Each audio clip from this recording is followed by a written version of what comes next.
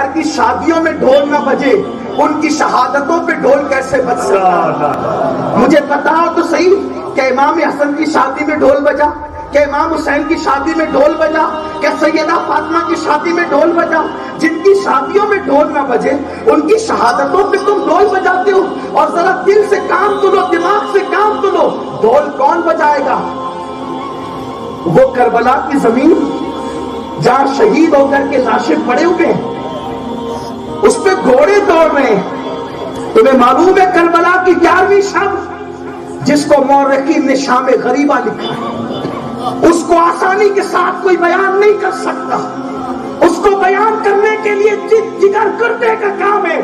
ہمت جواب دے جاتی ہے، قلم تھر تھر کانپنے لگتا ہے، لوگوں کی چیخیں نکلنے لگتی ہے۔